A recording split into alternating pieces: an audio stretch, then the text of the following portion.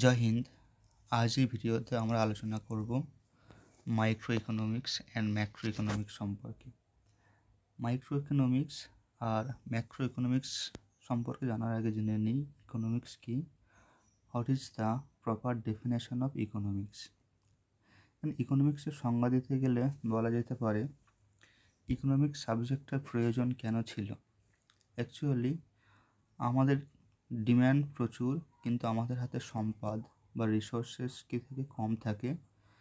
সেই জন্য এই স্বল্প সম্পদ আমরা কিভাবে ব্যবহার করে আমাদের দৈনন্দিন জীবনটাকে আরও ভালো করতে পারবো, সেই সংক্রান্ত যে বিদ্যা সেটাকে বলা হয় ইকোনমিক্স। যেমন এখানে কি বলা হচ্ছে, এখানে একজন ভদ্রলোক যে সংজ্ঞা দিচ্ছেন যে লিওনেল রবিন্স, যে the science which studies human behaviour as a relationship between ends and scarce means which have alternative use. ঠিক আছে, এর মানেটা কি? ধরুন আমি একটা এক্সাম্পল দিই, যে আমাদের হাতে 100 টাকা আছে। এই 100 টাকাটা আমরা কীভাবে ব্যবহার করতে পারি। বাজারে গিয়ে 100 টাকাটা নিয়ে আমরা এক প্যাকেট বিরিয়ানি খেলাম, 100 টাকাটা আমাদের শেষ হয়ে গেল, একবেলায় শেষ হয়ে গেল। কিন্তু এই 100 টাকাটা দিয়ে যদি আমরা কি করি, 2 কেজি চাল কিনি 30 টাকা করে, তাহলে কত হলো? 60 টাকা। তারপরে বাকি যে আমার 40 টাকা বেঁচে রইল, সেই টাকা দিয়ে আমি 100 ডাল কিনতে পারি, একটু লবণ, একটু লঙ্কা, একটু তেল কিনতে পারি। কিনে সেই 2 কেজি চাল একজন ব্যক্তি যদি খায়, তাহলে মিনিমামভাবে সে 2 দিন খেয়ে থাকতে পারবে। তাহলে এই যে বিদ্যা, এটাকে বলা হচ্ছে ইকোনমিক্স, যে অল্প রিসোর্সকে আমরা কিভাবে ব্যবহার করে সুন্দরভাবে আমাদের লাইফটাকে লিড করতে পারবো। This is called economics. এবারে আসি what is micro economics and macro economics.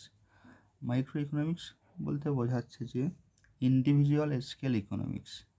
What is individual scale economics? একটা পার্টিকুলার ব্যক্তি বা একজনের ইনকাম বা একটা সাপ্লাই, শুধুমাত্র ডিম্যান্ড বা কোনো একটা ফ্যাক্টর প্রাইস, এইগুলো নিয়ে বিচার করলে যে ইকোনমিক্সটা পাবো সেটাকে বলা হচ্ছে আমার মাইক্রো ইকোনমিক্স। ঠিক আছে, যেমন কি বলা হচ্ছে সংজ্ঞাতে, microeconomics studies the particular market segment of the economy. Particular কোনো একটা নির্দিষ্ট মার্কেট সেগমেন্ট সম্পর্কে, কোনো একজন ব্যক্তি, কোনো একটা দোকান, কোনো একটা কিছু সম্পর্কে, নির্দিষ্ট ব্যক্তি সম্পর্কে বা মার্কেট সেগমেন্ট নিয়ে আলোচনা করাটাকে বলা হচ্ছে আমার মাইক্রো ইকোনমিক্স। সম্পর্কে আরও ডিটেলসে পরে আসছি। এইবারে ম্যাক্রো ইকোনমিক্সটা কি?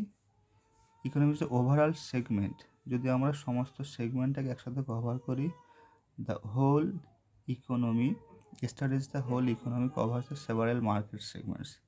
তাহলে হোল ইকোনমিটাকে একসঙ্গে আলোচনা করা হচ্ছে এবং সেভারাল মার্কেট সেগমেন্টটাকে একসঙ্গে আলোচনা করাটাকে কী বলা হচ্ছে আমার ম্যাক্রো ইকোনমিক্স। ঠিক আছে, এবারে আসি ডিল উইথ মাইক্রো ইকোনমিক্স কী কী নিয়ে ডিল করছে। মাইক্রো ইকোনমিক্স আমাদের ডিল করছে যে ভেরিয়াস ইস্যু লাইক ডিম্যান্ড, তারপরে সাপ্লাই, এসবগুলো, তারপরে factor pricing, product pricing etcetera is dealing in micro economics. ঠিক আছে, ওয়েলফেয়ার, প্রোডাকশান এক্সেট্রা।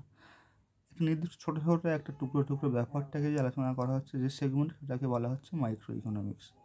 কিন্তু ওভারঅল সেগমেন্ট এখানে কী বলা হচ্ছে ম্যাক্রো ইকোনমিক্সে, যে লাইক ন্যাশনাল ইনকামের মধ্যে কী করা হচ্ছে, একটা দেশের সমস্ত ব্যক্তির ইনকামটাকে একসঙ্গে হিসাব করাটাকে কী বলা হচ্ছে আমার ন্যাশনাল ইনকাম। তাহলে এটা হচ্ছে আমার ওভারঅল ইকোনমিকটা একসঙ্গে আলোচনা করা হচ্ছে, সেই জন্য এটাকে বলা হচ্ছে আমার ম্যাক্রো ইকোনমিক্স। তারপরে কী বলা হচ্ছে, distribution, employment, general price level, money etcetera, this is all are under the macro economics. ঠিক আছে, এখানে কি তাহলে কোথায় মাইক্রো ইকোনমিক্সটা আমার কোন সেগমেন্টটা করছে? Business application to internal issue. Internal সেক্টরের ক্ষেত্রে আমার মাইক্রো ইকোনমিক্স নিয়ে আলোচনা করা হচ্ছে। আর ম্যাক্রো ইকোনমিক্সটা কোথায়? এনভায়রনমেন্ট অ্যান্ড এক্সটার্নাল ইস্যুতে আমার কি ম্যাক্রো ইকোনমিক্স নিয়ে আলোচনা করা হচ্ছে। ঠিক আছে, এবার আরও কি আছে এখানে?